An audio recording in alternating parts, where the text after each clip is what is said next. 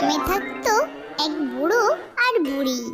তারা ছিল খুবই গরিব। তাদের কোনো সন্তান ছিল না, তাই তাদের দেখার মতো কোনো লোকও ছিল না। বুড়ো গ্রামে গ্রামে ঘুরে ভিক্ষা করত, আর বুড়ি জঙ্গল থেকে কিছু কাঠ কেটে এনে বাজারে বিক্রি করত। তাতে কোনো রকমে টেনে টুনে তাদের দিন চলে যেত। হ্যাঁ গো, শুনছো?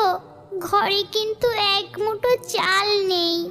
তুমি আসার সময় অবশ্য চাল নিয়ে এসো, না হলে কিন্তু আজকে উনুন জ্বলবে না। তোমাকে তো তেমন কিছু খেতে দিতে পারি না, শুধু এক মুঠো ডাল ভাত ছাড়া। কি আর করবো বলো গিন্নি, আমাদের তো তেমন কিছুই নেই যে ভালো মন্দ কিছু খাবো। কোনো রকমে ওই লোকের কাছ থেকে চেয়ে চিনতে দিন চলে যায়। আরে এখন মানুষও তো তেমন ভিক্ষা দিতে চায় না গো। আমি তাহলে যাই গো গিন্নি, তুমি সাবধানে কাট কাটতে যেও। যাও, আর তুমিও সাবধানে আবার বাড়িতে ফিরো। পাশের গ্রামে রঘু নামের এক ব্যক্তির একটা গরু ছিল, কিন্তু সেটা ছিল শুধু নামে মাত্র। সে কখনো গরুটার একটুও খেয়াল রাখতো না, এমনকি তাকে খেতে পর্যন্ত দিত না। একদিন রঘু, আরে এই গরুটাকে নিয়ে যে আমি কি করি? এ না আমাকে এই পর্যন্ত একটা বাছুর দিয়েছে, না একটু দুধ। শুধু শুধু ওকে বসে বসে খাও। এই গরুটাকে তো কেউ কিনবেও না, যে একে বিক্রি করে আমি আর একটা গরু কিনবো। সবই আমার কপাল। রঘু গরুটাকে খেতে দিত না, আর যখনই গরুটা ডাকতো তখন লাঠি দিয়ে পিটাতো। অবুঝ প্রাণীটা কিছুই বুঝতে পারতো না যে তার মালিক তাকে কেন মারে, তাই সে নীরবে তার চোখের জল ফেলতো। একদিন বুড়োটা ঘুরতে ঘুরতে সেই গ্রামে যায়। দুটো পয়সা দেবে গো বাবা?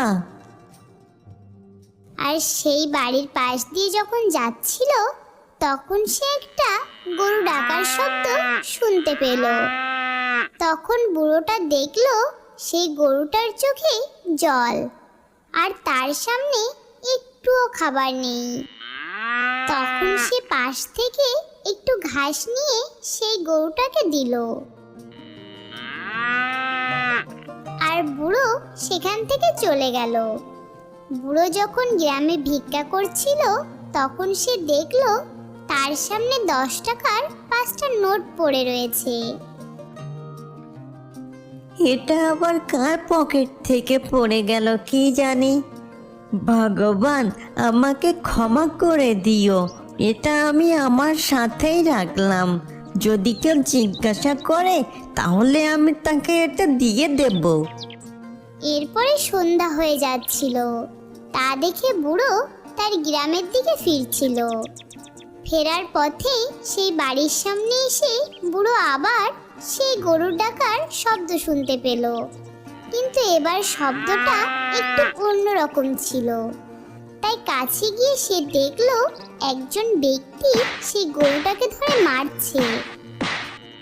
কি হয়েছে বাবা, তুমি এই অবুঝ প্রাণীটাকে এমন করে মারছো কেন? মারবো না তা কি করবো? হ্যাঁ, একে নিয়ে পুজো করব? এ তো আমার কোনো কাজেই আসে না, বসে বসে শুদ্ধ আমার মাথা চিবাচ্ছে। তাহলে বাবা, তোমার যদি কোনো কাজে না আসে তাহলে তুমি তো এটাকে বিক্রি করে দিলেই পারো। কে কিনবে এই অপয়া গরুটাকে? তুমি কিনবে? কিন্তু বাবা, এই গরুটা কেনার মতো অত টাকা তো আমার কাছে নেই। তখন বুড়োর হঠাৎ মনে পড়ে গেল সেই 50 টাকার কথা। তখন বুড়ো লোকটিকে বলল, আচ্ছা বাবা, আমি যদি তোমাকে 50 টাকা দিই তাহলে তুমি এই গরুটাকে আমাকে দিবে?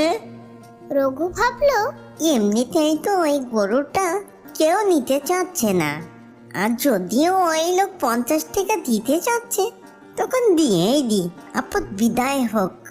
আচ্ছা ঠিক আছে, তুমি সেই 50 টাকায় দাও। আর সেই বুড়ো লোকটির কাছ থেকে গরুটা নিয়ে বাড়িতে ফিরল। কি গো, তুমি গরুটা কোথায় পেলে? সে অনেক কথা গিন্নি, তুমি আগে একে কিছু খেতে দাও, তারপরে সব কথা বলবো। এরপরে সেই বুড়িটা গরুটাকে কিছু খাবার এনে দিল। আহারে, বেচারা একদম শুকিয়ে গেছে, একে বুঝি আগে একদমই খেতে দিত না। তখন বুড়ি গরুটাকে খেতে দিয়ে তার মাথায় হাত বুলিয়ে দিল।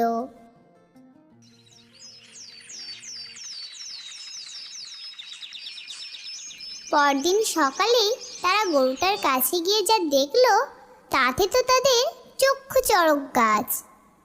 গিন্নি দেখেছ গরুর গোবরটা কেমন জানি সোনার মতো চকচক করছে বলো?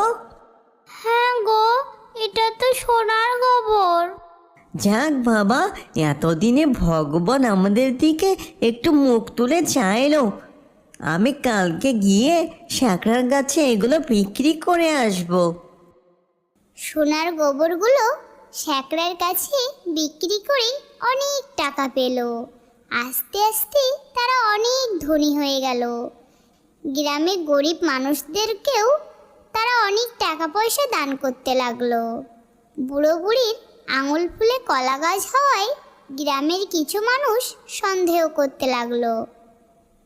আচ্ছা দাদা, যে বুড়ো কিনা কিছুদিন আগে ভিক্ষা করতো, সে হঠাৎ করে এত বড় লোক কি করে হয়ে গেল? আমিও তো সেটাই বুঝতে পারছি না। বুড়ো কি কোনো গুপ্তধন পেল নাকি?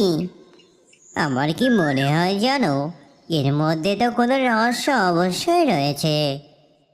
এরপর থেকে সেই বুড়ো আর বুড়ির উপর প্রতিবেশী দীনেশ লক্ষ্য রাখতে লাগলো।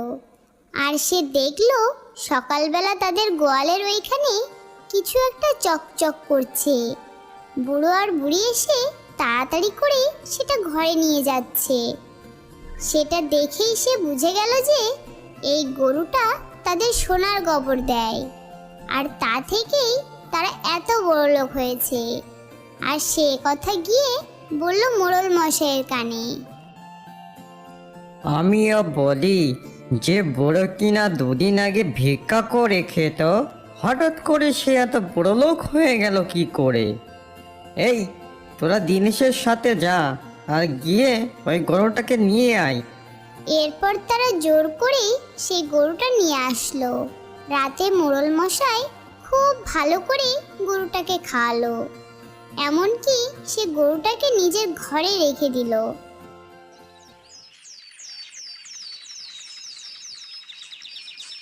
পরদিন সকালে দেখলো সে গরু অন্য গরুর মতো সাধারণ গোবর দিয়েছে। এটা দেখে মোড়ল মশাই খুবই রেগে যায়।